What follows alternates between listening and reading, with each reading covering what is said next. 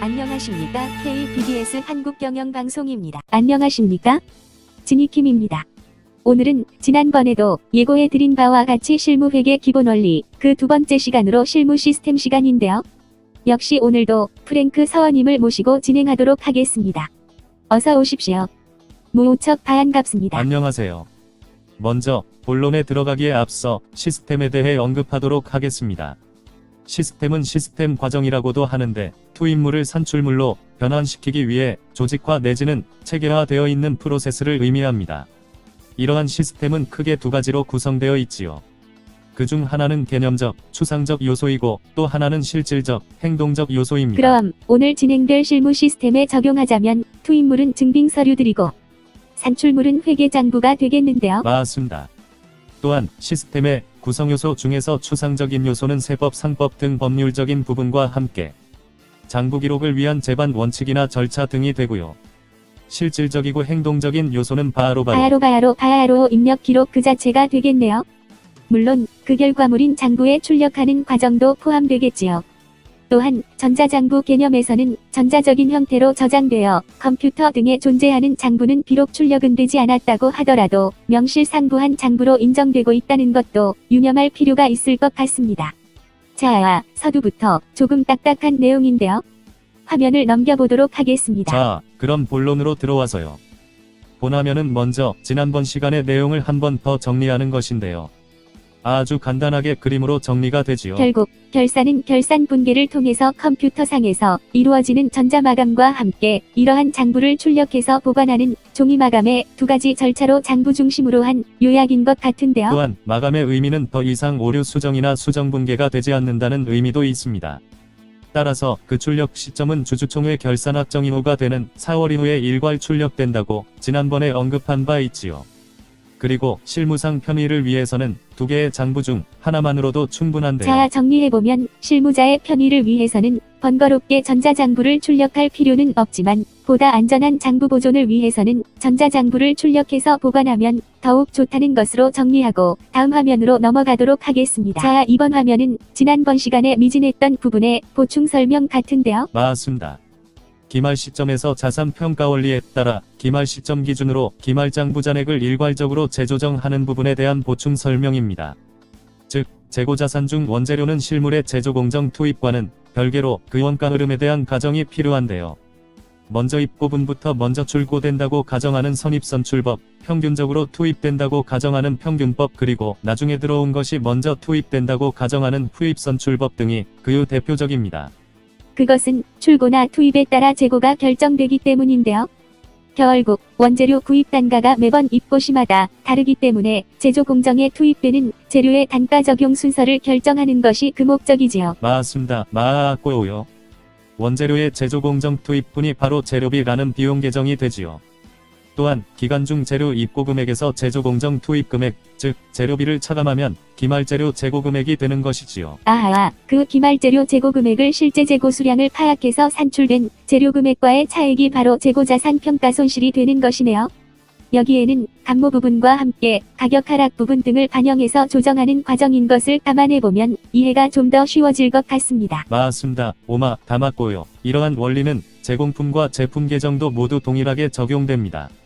따라서 무엇보다도 제공품 계정은 제품 완성 수량과 제공품 재고 수량 파악이 우선되어야 하고, 제품 계정은 완제품의 외부 출고 수량과 기말 재고 수량 파악이 선행되어야 합니다. 이를 실무에서는 실지재고조사라고 하는데요. 일반적으로 기간말 시점이나 가까운 일자에 실시되고 있습니다. 그 다음은 감가상각자산의 상각비 산출 관련 내용입니다. 건물은 일반적으로 정액법을 사용하고 기계장치나 차량 등은 정률법을 사용하는데요. 이론상으로는 일시취득자산 금액의 기간별 배분 과정이라고 합니다. 또한 동일자산의 재구매 가정하에 미래 시점에서 동일 금액의 자산 유출이 예정된 금액을 확보하기 위해 누적한다는 내용도 있습니다. 이렇게 가정할 경우에는 부채 성격이 되겠지요. 하여튼 참조만 하시고요. 여기서 특이사항은 감가상각비는 손익계정으로 결산을 통해서 소멸되는 임시계정인 반면에 감가상각 누계획 계정은 비손익 계정으로 매기간 배분된 감가상각비가 누적됩니다. 따라서 감가상각 누계획 계정은 원칙적으로 대변 계정이 됩니다.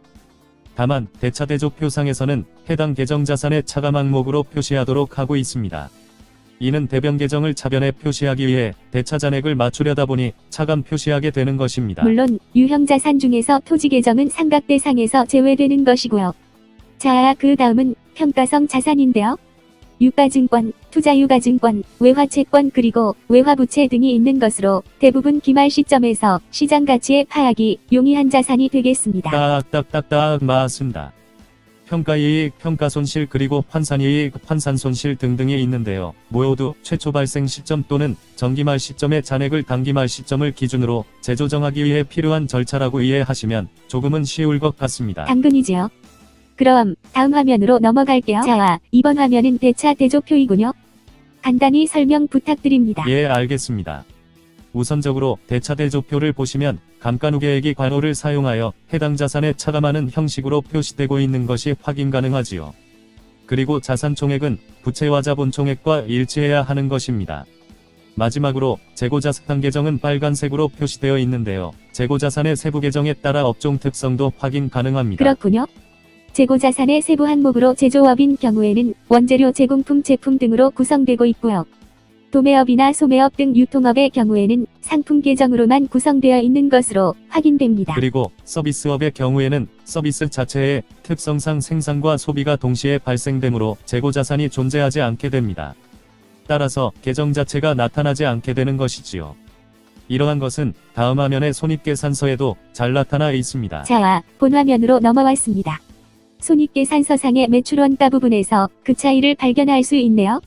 제조업인 경우에는 단기 제품 제조 원가가 있고 도매업, 소매업 등 유통 중심 업종의 경우에는 단기 상품 매입액이 있는 것으로 확인되고 있는데요. 네, 맞습니다. 마찬가지로 서비스 업종의 경우에는 매출원가 계정이 나타날 필요가 없겠지요. 서비스 업종의 대표적인 경우로 건설 업종이 있는데요. 건물이라는 재화를 공급하지만 업종은 용역에 해당됩니다. 즉 기존의 재화를 그대로 활용해서 어떠한 재료 변형 없이 단순 축적 과정으로 보아 서비스, 즉 용역으로 구분하고 있습니다. 따라서 건설업종의 경우에는 공사 수익과 공사 원가 항목으로 구분 표시하고 있습니다. 다음 화면은 실무회계와 관련된 기본적인 법률적 환경입니다. 자, 또 넘어왔는데요. 이번 시간은 확실히 속도감이 느껴지고 있습니다. 본 화면은 장부에 관한 규정으로 크게 상법상 규정과 세법상 규정이 있음을 나타내고 있는데요. 아울러 보시는 바와 같이 상법의 규정은 세법 규정보다 더 광범위하게 내용을 규정하고 있음을 나타내고 있습니다. 자, 바로 다음 화면으로 넘어가겠습니다. 자, 이번에도 바로 넘어왔습니다. 본 화면은 상법과 세법상의 장부 관련 규정 항목들을 나타내고 있습니다. 시간 나실 때 직접 확인해보는 것도 좋습니다. 상법의 규정은 주식회사인 법인 중심 규정으로 과태료 규정과 함께 주주 또는 사원에게 회계장부 열람권을 법률로 규정하고 있어 특정 주주나 사원은 언제든지 회계장부의 열람이 가능하도록 하고 있습니다. 이에 비하여 세법은 헌법에 명시된 납세 의무 실천적 이행을 목적으로 강제징수 성격이 있지만 복식부기의 형식이나 간편장부 등 근거과세 원칙과 함께 대부분 신고납세 방식을 취하고 있어 원칙적으로 자발적 의무 이행을 유도하고 동시에 존중하고 있습니다. 자, 제가 여기서 정리하도록 하겠습니다. 상법의 내용은 세법보다 포괄적이고 엄격하게 규정하고 있지만 기본적으로 사적 자치의 원칙이 강하게 적용되고 있는 법인을 기준으로 하고 있으므로 규제는 이해관계인에 의한 자율적 규제 방식에 의존하고 있는데요. 이에 비하여 세법상의 규정은 납세 의무를 그 기본 바탕으로 하고 있지만 복식부기 형식의 장부에 근거한 자발적 신고는 원칙적으로 성실신고로 추정하고 있으므로 상법보다는 다소 덜 엄격하다고 할 수 있습니다. 그렇지만 장부에 근거하지 않은 경우에는 납세 의무 분리행위로 간주될 수도 있다는 것입니다. 맞습니다. 실무상의 관점에서는 세법적 규정을 충족시키는 것이 더욱 중요하다고 할 수 있습니다. 그럼 창업기업이나 소규모 사업장의 경우 복식부기의 형식의 장부를 갖추게 되면 세법상의 내용뿐만 아니라 상법상의 내용도 큰 문제가 없다는 것이 되겠는데요. 생각했던 것보다는 아주 간단하게 정리가 되는 것 같습니다. 맞습니다. 맞고요. 정말로 딱딱 맞고요. 예를 들면 창업기업은 대부분 과세 사업자이므로 재화나 용역의 공급이 발생하게 되면 부가가치 세법에 의한 신고 의무가 자동적으로 발생하게 되는 것이 그유 좋은 예입니다. 부가가치세 신고와 관련된 규정과 절차는 지인이킴께서 다음 시간에 아주 쉽게 그야말로 실무 중심으로 딱딱 설명하신다고 하니까요. 너무 걱정 안 하셔도 될 것 같습니다. 그런 의미에서 다음 화면을 실무 중심으로 딱딱 넘겨주시면 대단히 감사드리겠습니다. 지인이킴 선생님, 아니 교수님. 이번에는 그야말로 간편장부에 관한 세법적 내용인 것 같은데요. 비비비 비인고 맞습니다. 소득세법에서는 간편장부 대상자를 화면에서와 같이 규정하고 동시에 간편장부 대상자가 아닌 사업자를 복식부기 의무자로 규정하고 있습니다. 그러니까요. 간편장부 대상자 해당 여부만 파악하면 되겠는데요. 다음 화면을 보시면 간편장부의 형식도 함께 고시하고 있습니다. 아주 정말 간단합니다. 다음 화면을 너무 궁금해서 바야로 그냥 넘겨버렸습니다. 바다 같은 나량으로 양해 부탁드릴게요. 부가가치세 신고 목적용으로도 아주 유용합니다. 본 양식을 엑셀이나 한글 등 응용 프로그램을 활용해서 기록해두시면 간편장부 대상자는 충분합니다. 물론 관련 증빙 서류도 잘 정리정돈해둬야 하겠습니다만 생각보다는 간단해서 아주 유용할 것 같은데요. 얼마 전 창업한 저희 남편에게 꼭 좀 알려줘야겠네요. 불안해서 무조건 기장대리인만 찾고 있어요. 그 다음 화면도 무척 궁금해집니다. 그럼 부기 형식의 장부란 어떤 장부를 말하는 것인가를 살펴봐야 할 것 같습니다. 화면은 자동으로 해뒀어요. 프랭크님. 예. 세법에서 요구하는 부기 형식의 장부란 우선 소득세법 제160조 규정인데요. 요약하면 재산 손익 등 변동을 빠짐없이 이중으로 기록하고 계산하는 것이라고 아주 간단하게 규정하고 있습니다. 간편장부는 단식부기, 즉 이중 기록이 아니었나봐요. 어쩐지 무척이나 간단해 보이더라고요. 맞습니다. 그렇지만 복식부기도 그렇게 복잡하지 않습니다. 너무 걱정하실 필요는 없습니다. 자, 이번 내용은 소득세법 시행령 제208조 내용입니다. 동법 제160조보다는 상세하게 규정되어 있지요. 네, 증명서류 그리고 소득금액이 추가되었네요. 모든 거래라는 부분은 빠짐없이라는 부분과 동일한 의미로 인식되는데요. 또한 여기서 객관적이라는 의미가 중요한데요. 아무리 복식부기의 형식을 갖추었다고 하더라도 사업주 자기 자신만 아는 방식이라면 곤란하다는 것입니다. 여기까지가 회계장부와 관련된 기본적 검토 내용이었습니다. 참조하시기 바랍니다. 그리고 자, 다음 화면이 바로 제가 이틀간에 전달하고자 하는 내용의 핵심이 되겠는데요. 다음 화면 부탁드립니다. 여기서는 분계합계 전표라고 되어 있는데요. 네, 맞습니다.